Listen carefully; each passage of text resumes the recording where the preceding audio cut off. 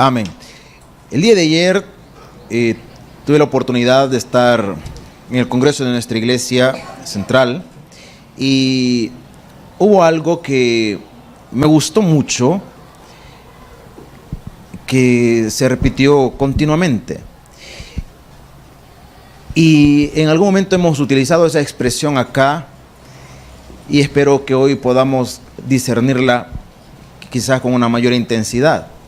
La expresión que se repitió constantemente decía que se estaba procurando promover, escúcheme bien, se estaba procurando promover la lectura no romántica de la Biblia. Y ello me parece muy interesante. Decía, no a la lectura romántica de la Biblia. ¿Y a qué se refiere cuando dice no a la lectura romántica de la Biblia? Se refiere, hermanos, a que muchas veces nosotros tenemos una apreciación de lo que es, digamos, de lo que leemos en la Biblia, una apreciación, número uno, demasiado superficial en algunos casos. Número dos, influenciada a través de la religiosidad, hermanos. Y número tres, simplemente, digamos, agarrar aquello y digerirlo. Ni siquiera sería la palabra digerirlo, aceptarlo sería sin mayor cuestionamiento, solo porque un predicador lo dijo y punto. A eso se refiere, o a eso nos referimos cuando se dice no a la lectura romántica de la Biblia. Esta mañana vamos a escudriñar un pasaje bíblico que estoy convencido que la mayoría de nosotros conoce y que probablemente la mayoría de nosotros pudiese decir que comprende. Y si le preguntase, mire, ¿por qué Jesús hizo lo que hizo en ese momento? ¿Por qué reaccionó de esa forma? Yo sé que la mayoría dijera, mire, por esto fue, por eso fue. Ya vamos a leer para que podamos entenderlo mejor a lo que me estoy refiriendo. Pero algunos podrían decir, no, por esto fue y punto. Cuando hablamos de nuestro Señor Jesús, siempre hemos visto a un Jesucristo muy equilibrado, podríamos decirlo de esa manera, muy equilibrado. Un Jesús que, si bien es cierto, en alguna forma atacó, hermanos, atacó a los religiosos. Un Jesús que generó controversia porque se relacionaba con los que nadie se quería relacionar. Con los pecadores, con los publicanos, con las prostitutas. Hermano, el Señor se relacionaba con ellos y era un escándalo. Era un escándalo. El Señor dijo que no había venido a abrogar la ley, sino había venido ¿a qué? A cumplirla.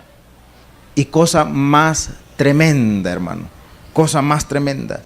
Porque en algún momento, aquellos que quisieron forzar lo que ya estaba escrito en la persona de Jesucristo, desde los religiosos hasta el mismo Satanás, se encontraron con una reacción totalmente diferente a lo que ellos esperaban. ¿Sabe usted que Satanás utiliza la Biblia, verdad? ¿Sí? La conoce, ¿sabe? En la tentación de Jesús, todo lo que Satanás le dijo, las tres intervenciones que ahí aparecen son citas bíblicas, hermano. Son citas bíblicas. No le digo entonces, mira, tírate de aquí porque la Biblia dice que a sus ángeles mandará acerca de ti y te guardará. Así que tírate.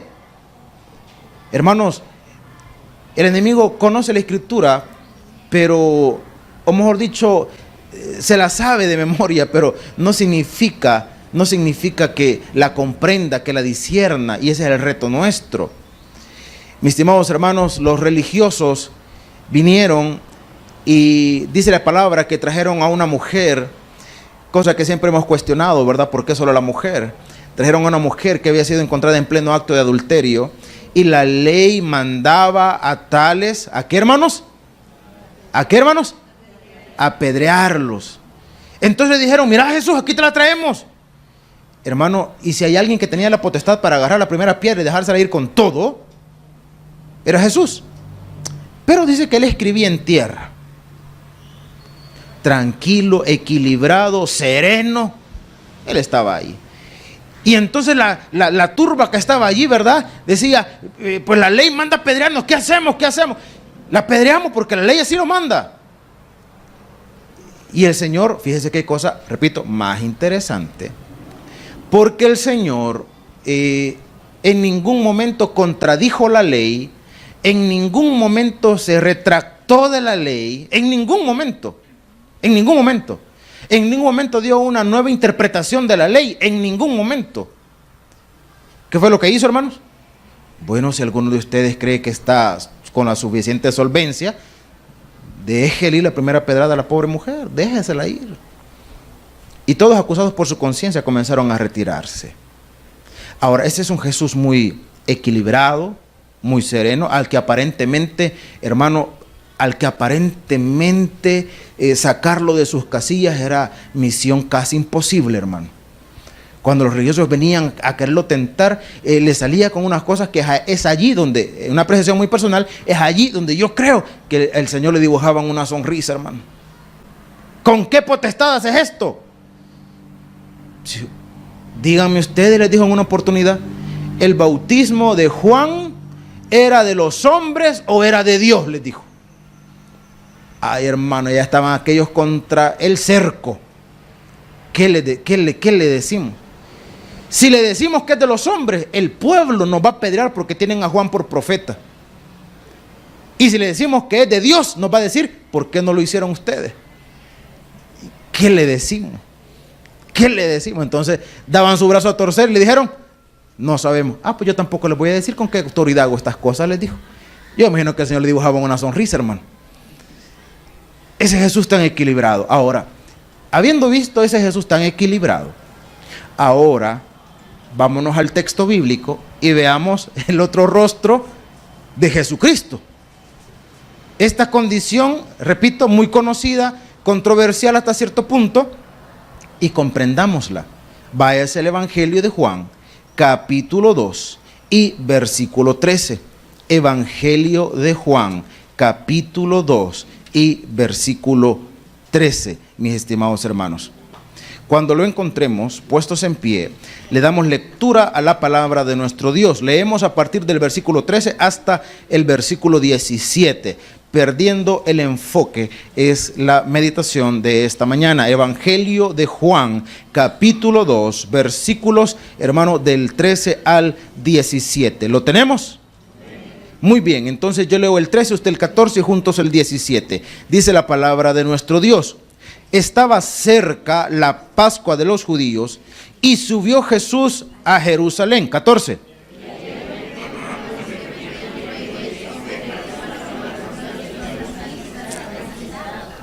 Y haciendo un azote de cuerdas, echó fuera del templo a todos, a las ovejas, a los bueyes, y esparció las monedas de los cambistas y volcó las mesas.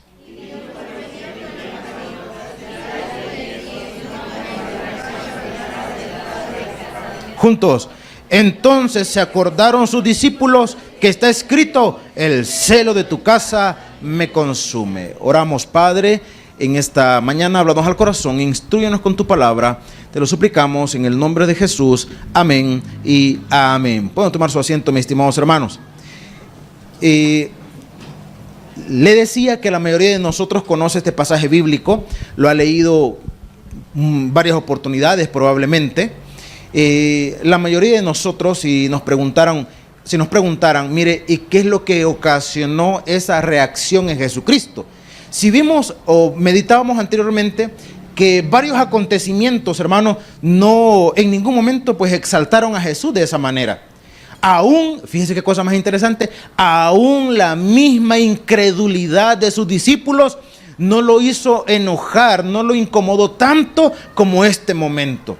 ¿O acaso usted ve que cuando los discípulos dudaron, el Señor se sacó el cincho y les dijo, ustedes discípulos incrédulos, vengan para acá? ¡Pla, pla! No, ¿verdad?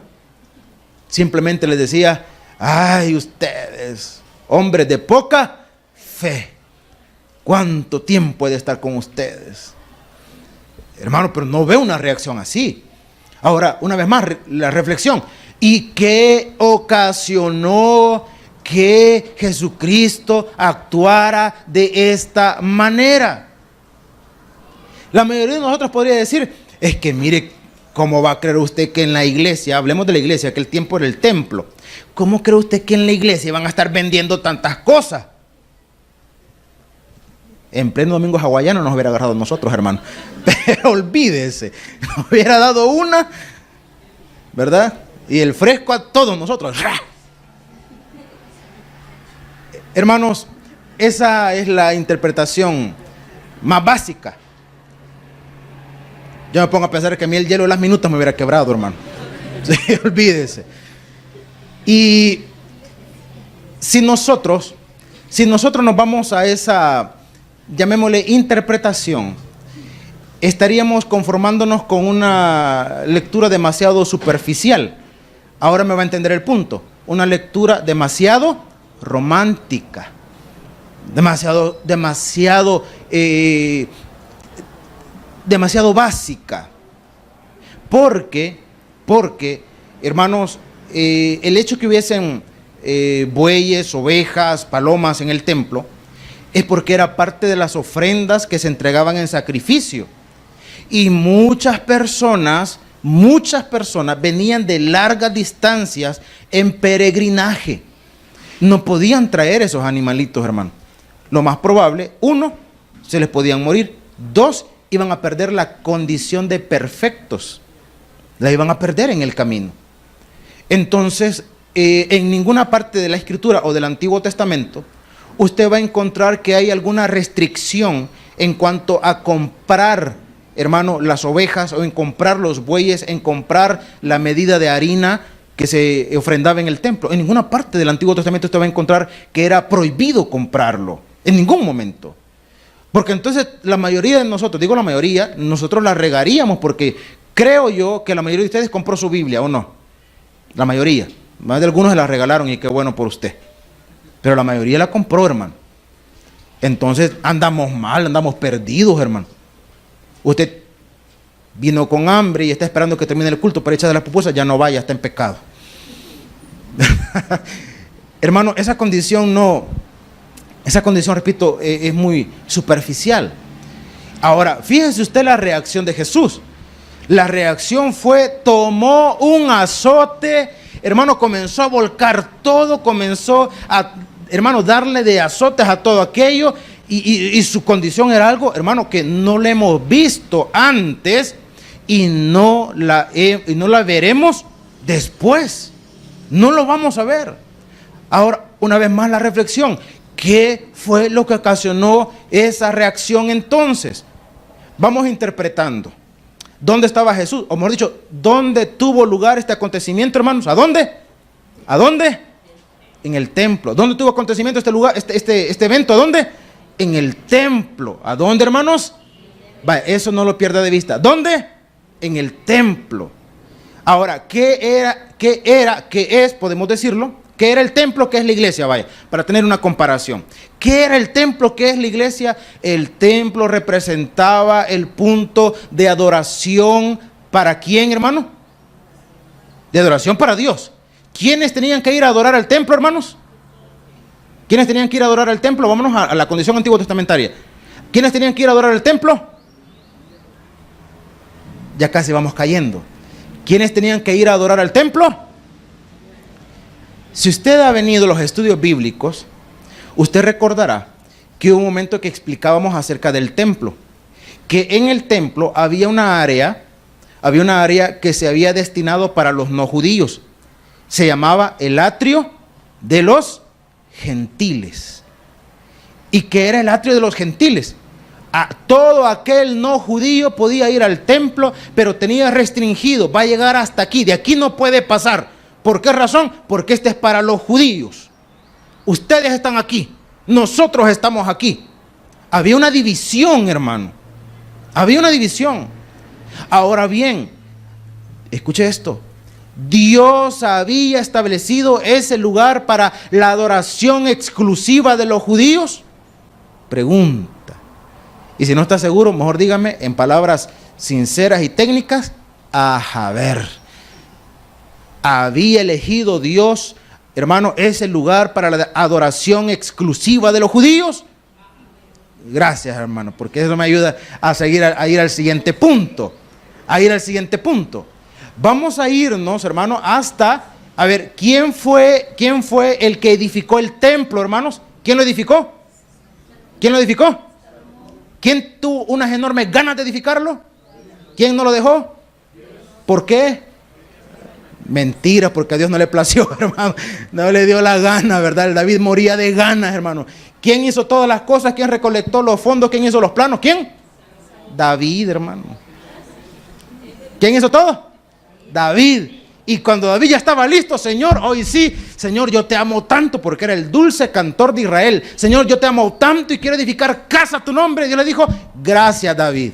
¿Cuándo comenzamos? Vos nunca.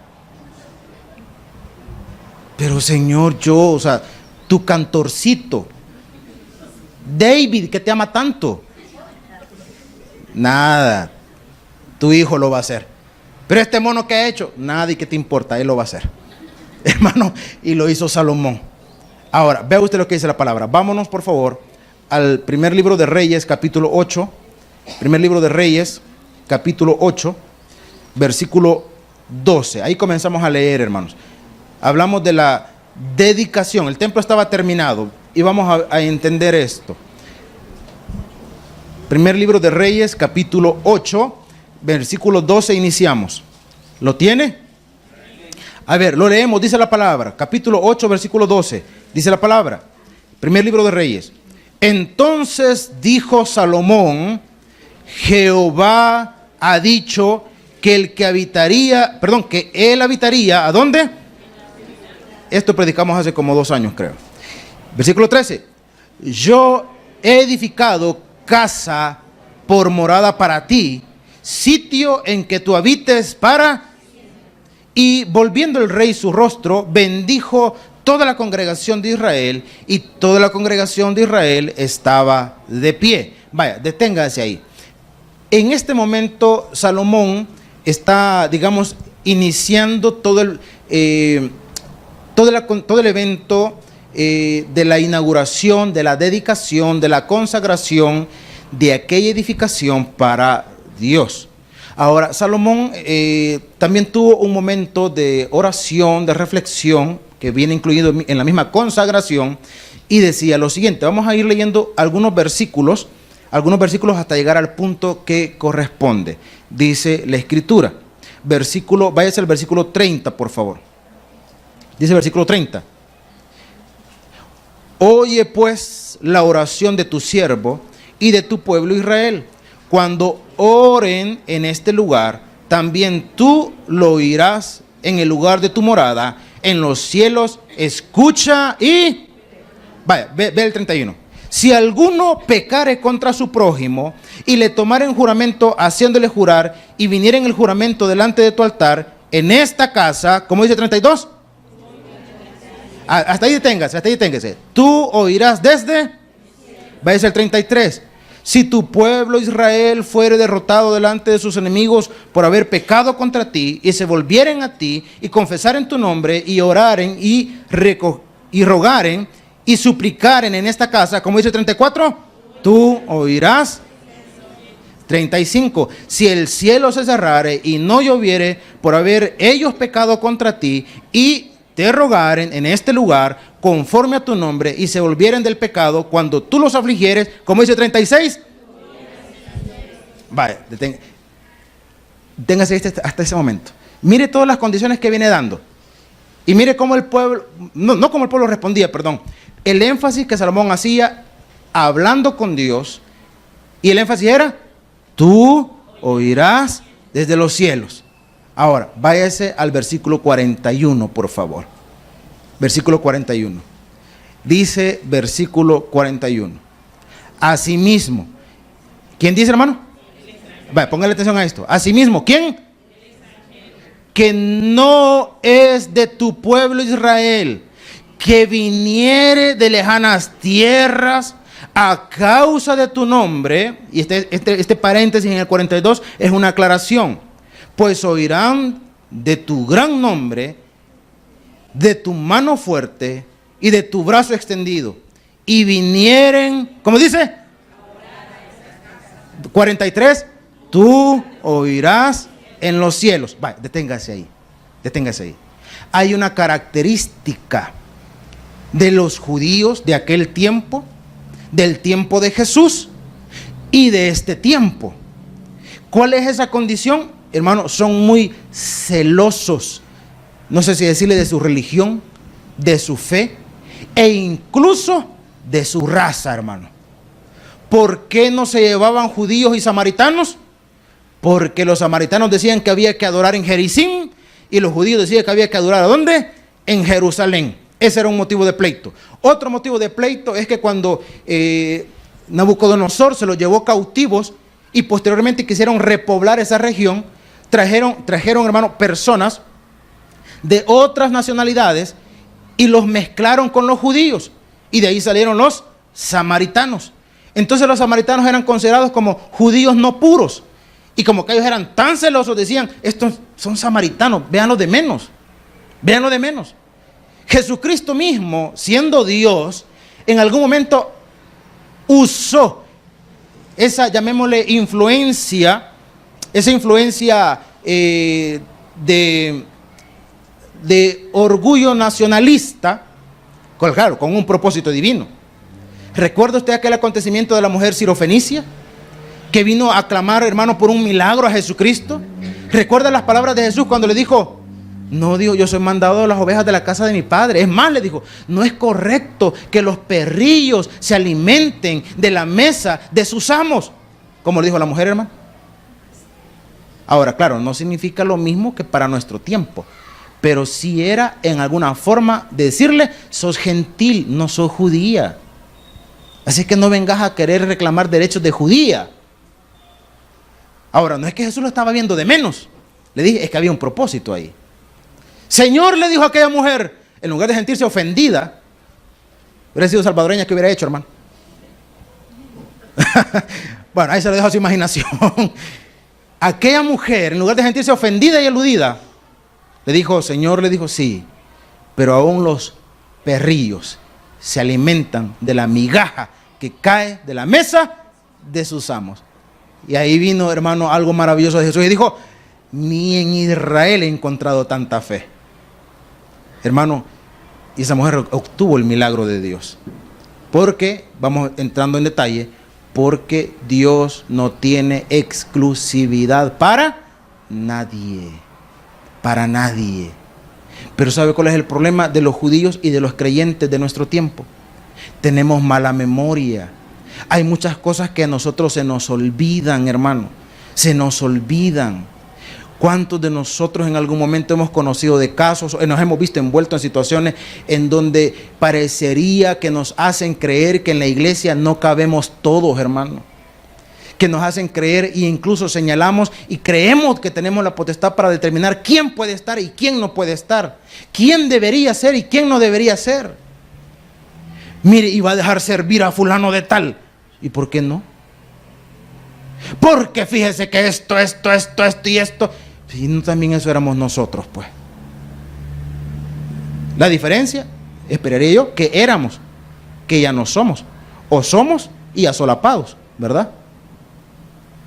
Hermanos, desde la consagración del templo se estipuló que iba a estar abierta para todos. Para todos. Ahora, sigamos en otro pasaje de la Escritura. Váyase, por favor, al libro del profeta Isaías, capítulo 56. Perdón, sí, 56. Y versículo 7. Isaías, capítulo 56 y versículo 7. Capítulo 56 y versículo 7. ¿Lo tenemos, hermanos? Dice la palabra de nuestro Dios, 56, 7 de Isaías. Yo los llevaré a mi santo monte y los recrearé en mi casa de oración. Sus holocaustos y sus sacrificios serán aceptos sobre mi altar, porque mi casa será llamada casa de oración para los judíos. ¿Para quién dice? Para todos. ¿Y quiénes la habían hecho exclusiva, hermano? Tanto así que dijeron, este es la parte de ustedes, el atrio de los gentiles. Hasta aquí van a llegar ustedes. Ustedes no pueden ir más para acá. ¿Por qué? Porque no son judíos. ¿Por qué no lo son? ¿Por qué no lo son? Hay un dato histórico interesante que, le soy sincero, no sé si todavía existe.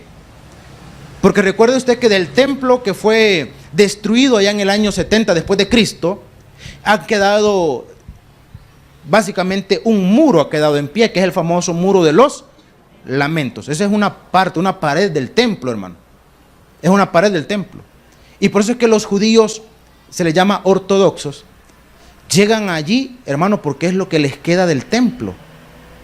Llegan allí y están supuestamente en oración. Y cuando los cristianos llegan en peregrinación, van también allí y hay una costumbre. Y es que llevan sus peticiones en un papelito y las meten en las hendiduras del muro. Es una cosa simbólica, bonita y, para seguir usando la palabra, romántica. Porque que le deje la petición pegada ahí en el muro no significa que es obligación de Dios responderla, ¿verdad? Que en un acto de fe y pues quiera hacerlo, pues está bien. Está bien.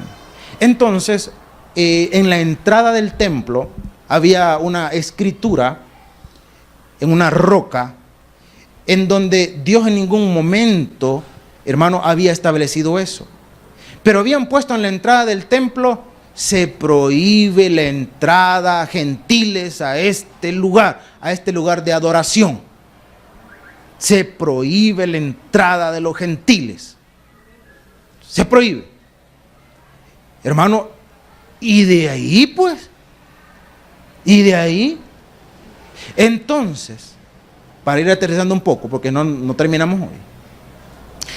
Entonces, siempre le hemos dicho, cuando usted lea un pasaje en los evangelios, usted tiene que identificar algo que se llaman pasajes paralelos.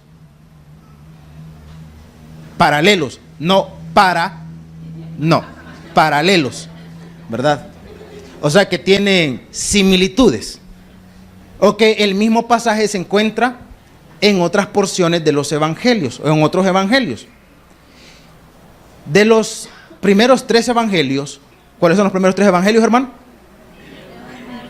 Vaya, a esos primeros 3 se les llama evangelios sinópticos, que significa que ellos contienen buena parte, buen contenido, hermano, o bastante contenido muy similar, muy similar. De hecho, que se considera que del evangelio de Marcos, que fue el primer evangelio escrito, tomaron datos tanto Mateo como Lucas, y por eso hay mucha similitud. El evangelio de Juan es el distinto a los otros 3. Sin embargo, hay pasajes, hermano, que están tanto en Mateo, en Marcos, en Lucas y en Juan. Entonces, este pasaje que hemos leído no solamente está en Juan, está en Mateo, está en Marcos, está en Lucas. Significa que para nosotros poder tener una comprensión más amplia de lo que allí sucedió, lo apropiado, lo correcto sería poder leer los 4 relatos. Pero para apoyar el punto y para tener respuesta de qué es lo que ocasionó esa reacción en nuestro Señor Jesucristo, por qué Dios reaccionó de esta manera, entonces vámonos al Evangelio de Marcos, al capítulo 15. Marcos en el capítulo 15. Y capítulo 11, versículo 15. Capítulo 11, versículo 15 de Marcos. Capítulo 11 y versículo 15. Y espero que no se haya olvidado de lo que leímos, porque entonces va a comprender lo que allí sucedió. Dice capítulo 11 y versículo 15. ¿Lo tiene, hermano? Dice la palabra del Señor. Vinieron pues a Jerusalén, y entrando Jesús en el templo, comenzó a echar fuera a los que vendían y compraban en el templo, y volcó las mesas de los cambistas y las sillas de los que vendían palomas, y no consentía que nadie atravesase el templo llevando utensilio alguno. Y les enseñaba diciendo, pregunta, ¿no está escrito, mi casa será llamada casa de oración para todas las naciones, mas vosotros la habéis hecho. ¿Qué les dijo? ¿Cuál fue el motivo del enojo, de la molestia de Jesucristo? ¿Fueron las ventas, hermano? No, hermano. No fueron las ventas. No fueron las ventas. ¿Qué fue entonces, hermano? Que estas personas se estaban apropiando y haciendo suyo lo que le compete a Dios, hermano. Restringiendo la entrada al templo solo a los que ellos les daba la gana. Creyendo que ellos tenían la potestad de decir quién tiene derecho a entrar y quién no. Y en este caso, si usted no es judío, ¿usted qué viene a hacer aquí? ¿Qué viene a hacer aquí? Hay personas, hermano, incluso supuestamente creyentes, supuestamente que han conocido a Jesús, que el argumento, no sé si decirle fallido, farsante, hermano, que tienen para apartarse de Dios, de Dios. ¿De quién, hermano? De Dios. No dije de la iglesia, dije de Dios. El argumento, ¿sabe cuál es? El argumento es, no, yo a ese lugar ya no voy. ¿Por qué? No, es que ahí hay unas gentes. Pues claro que hay gente, hermano, una iglesia de otro tipo de condiciones. No hay, hermano, y el quien se le inventa está más loco que mandado a hacer. No hay, hermano. Pero es que ahí solo hay gente así. Es que es el hospital del alma, hermano. ¿Qué vemos acá? Enfermos espirituales en vías de recuperación. Para algunos el tratamiento va a ser más corto. Para algunos que tenemos enfermedades crónicas espirituales, el tratamiento será más largo. Pero al fin, todos enfermos y todos en tratamiento. Yo no sé si usted ha estado ingresado alguna vez. Yo tengo el privilegio, la dicha, la hiper mega bendición que nunca me he hospedado en ese hotel, hermano, hasta el día de hoy. A mis cortos 22 no he llegado ahí todavía. No he llegado, hermano. No he llegado ahí todavía. Pero imagínense que a usted le tocara, hermano, ir y que le dijeran, mire, lo sentimos mucho, usted tiene que quedar ingresado. Y usted comenzara a renegar y su primer argumento sería, yo no me quiero quedar aquí, aquí solo gente enferma hay. Mire, ¿y dónde quiere que lo ingresemos? En el Sheraton, ¿verdad? Mínimamente. Mis estimados hermanos, si en el hospital que hay, hermanos, imagínense un enfermo quejándose de los demás enfermos que están allí. Están fuera de lugar. Como cuando nosotros, hermano, habiendo experimentado la gracia y la misericordia de Dios, nos sintamos con la solvencia o con la autoridad de señalar y juzgar quién puede estar, quién no puede estar, quién es cristiano, quién no es, quién debe servir, quién no debe servir, quién tiene que estar allí, quién no tiene que estar allí. ¿Eso a quién le compete, hermanos? A Dios. Y cuando nosotros nos volvemos en una condición así, pues si viniera el Señor, no lo va a azotar por comprar pupusas en cafetería, hermano. No lo va a azotar por comprar su Biblia en librería. ¿Sabe por qué nos va a azotar? Por apropiarnos de la misericordia y la gloria que le pertenecen a Él. Por eso, hermano. Porque allí sí, mire, y entienda este otro término. Dios es un Dios celoso. ¿Y vos qué estás haciendo con lo que es mío? ¿Y qué es lo que le pertenece a Dios para nosotros? La misericordia. ¿Y quién te ha dicho a vos que podés restringirle la entrada? ¿Quién te ha dicho a vos que a alguien que venga? Ahora, hay una salvedad en los textos que hemos leído. Cuando leímos la dedicación del templo, dice, y vinieren y te buscaren de todo. He ahí la salvedad, cosa que nosotros no podemos determinar. ¿En qué momento la iglesia puede, digamos, restringir una condición? Hermano, nuestro Señor Jesucristo también dio esa indicación.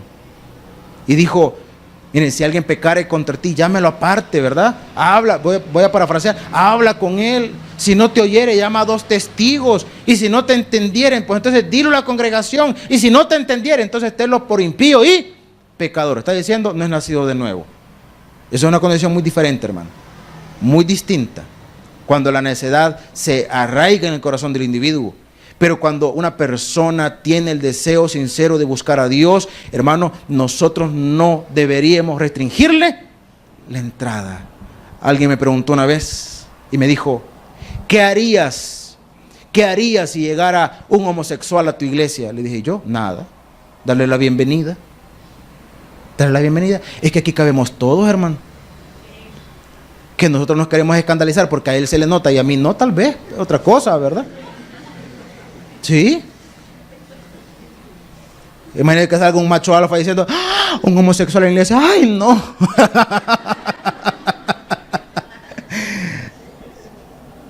Hermano, y yo sé que algunos podrían decir, pero mire, ¿usted cree que es salvo? Yo no sé, hermano, yo no soy Dios. Como que yo le diga si Dios puede o no cambiarlo. ¿Puede Dios? Sí. ¿Quiere él o ella cambiar? Eso no lo sé, hermano. Y no es mi competencia, es la competencia de Dios. Mira, ahí vino uno con olor a trago al culto. ¿Qué hacemos? Siéntelo. ¿Y qué va a hacer, pues? Este parado el hombre va a traer medio culto. No, siéntelo, hermano. Pero ¿y usted qué cree que va a hacer Dios? Mira, a mí no me pregunte, hermano. Yo conozco un caso. Y sucedió en la primera iglesia donde yo serví. Una hermanita que era servidora de la iglesia vivía cerca de la iglesia. Y ella ya nos había contado que su compañero de vida, porque no era su esposo, su compañero de vida, cada vez que llegaba el fin de semana, él era un hombre, digamos, muy trabajador durante toda la semana, pero el fin de semana siempre estaba fumigado el hombre, siempre estaba fumigado, hermano, siempre. Y que ella lo invitaba a la iglesia y pues el hombre nunca quería. Entonces, en esa primera iglesia, ya les he contado que teníamos culto el día sábado, el culto de milagros era sábado a las 5 de la tarde. Entonces, comenzó el culto, la hermana se fue, ¿verdad? Uniformadita y todo, y de repente va viendo que el hombre va llegando, hermano, y ella sabía que lo había dejado allá echándose la horchata. Y va llegando el hombre, usted así con los ojitos brillosos, ¿verdad? Y con semblante contento. Y cuando la hermana lo vio, sintió una vergüenza aquella mujer, porque dijo, a ver, qué relajo va a hacer este aquí, a ver, qué... Hermano, va llegando el hombre y se sienta, hermano. Y aquella hermanita, pero que yo creo que hasta sudaba helado la hermana. Y ¿cómo se le ocurre? Qué pena, qué vergüenza. Ahora, no era algo que haya tenido oculto, y ella lo había comentado. Hermano, termina el culto, se hace el llamado para recibir a Cristo. ¿Y quién cree que se puso de pie? El bolo, hermano. El bolo. Y ni modo se puso de pie, había que orar por él, ¿verdad? A mí no me pregunte, hermano. Yo no soy Dios. Y mi criterio no es el criterio de Dios. Y por más que yo quiera decir, argumentar que eso no es posible, quiero decirle algo, a Dios le tiene sin cuidado mi criterio. Dice la palabra, porque mis pensamientos no son tus pensamientos, ni mis caminos son tus caminos. Ese hombre, y él lo testifica, yo recibí a Cristo bolo, dice él. Pastor, chiquito y bolo no se vale. La Biblia no dice eso, hermano. La Biblia no dice eso. Ese hombre recibió a Cristo bolo y desde ese día es cristiano hasta el día de hoy. Hasta el día de hoy. Y la última vez que lo vi estaba sirviendo, hermano. Que usted me va a decir a mí, ¿y será genuino esa conversión? A mí no me pregunte, hermano, yo no soy Dios, no conozco los corazones.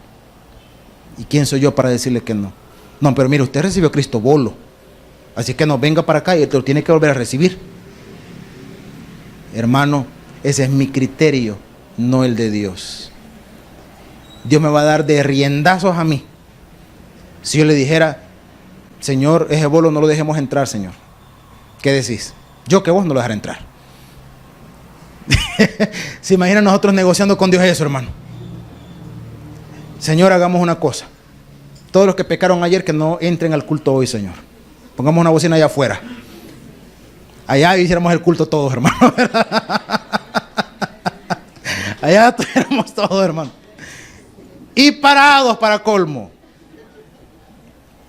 Hermano, lo que ocasionó esta reacción en Dios es que el ser humano, una vez más, quiera apropiarse lo que es competencia de Dios. Si alguna vez alguien le dijera a usted, no sé si ya se lo han dicho, si alguna vez alguien le dijera a usted, mire, y yo puedo ir a esa su iglesia, usted pregúntele, ¿y por qué no? No es que yo no sé si me van a recibir. Si me recibieron a mí, dígale usted también cabe. Usted también cabe. Porque en la casa y en el reino de Dios cabemos todos. Todos. ¿Qué va a hacer Dios con cada uno de nosotros? Eso no lo sabemos, hermano. Ni me interesa. Porque Dios tiene un trato tan personal, tan único, tan íntimo con cada uno de nosotros, que lo que Él haga con usted y lo que Él haga conmigo es competencia de Él. Si Dios quiere usarlo a usted, Dios lo va a usar a usted. Si Dios quiso usar al burro de Balaán, lo usó. Y si quiere usar algún otro en los planes, lo va a usar. ¿Esa es competencia de quién? De Dios. ¿Qué vamos a hacer nosotros? Instrumentos para continuar expandiendo el reino de Dios en la tierra, predicado a través del Evangelio de Jesucristo. ¿Y cuál es el Evangelio de Jesucristo? Que Él vino a buscar y a salvar lo que se había perdido, y que no quiere que nadie se pierda, sino que todos procedan al arrepentimiento. ¿Ahora entiende por qué se enojó el Señor? Pues no permite que le vaya a dar de riendazos también a usted, ¿verdad? En esta mañana, démosle un fuerte aplauso a nuestro Padre Celestial. Vamos a orar en esta hora. Padre, buen Señor, en esta mañana te damos gracias por tu palabra, porque a través de ella somos edificados y fortalecidos, bendito Dios. Gracias, Padre, porque comprendemos, Señor, el regalo de tu gracia y de tu misericordia. Que así como tuviste con nosotros, de nosotros compasión, así también, Señor, lo tendrás para con los demás. Y nosotros tenemos que ser promotores. El predicador ha terminado su mensaje. Es tiempo de que recibas a Jesús como tu Salvador personal. Invócale de la siguiente manera: Señor Jesús, yo te recibo hoy como mi único y suficiente Salvador personal. Creo que eres Dios, que moriste en la cruz por mis pecados y que resucitaste al tercer día. Me arrepiento, soy pecador. Perdóname, Señor. Gracias doy al Padre por enviar al Hijo a morir en mi lugar. Gracias, Jesús, por salvar mi alma hoy en Cristo Jesús, mi Salvador. Amén. Ahora te invitamos a que crezcas en el conocimiento de las Escrituras. Congrégate con nosotros. Estamos ubicados en kilómetro 6,5, carretera a Los Planes de Renderos.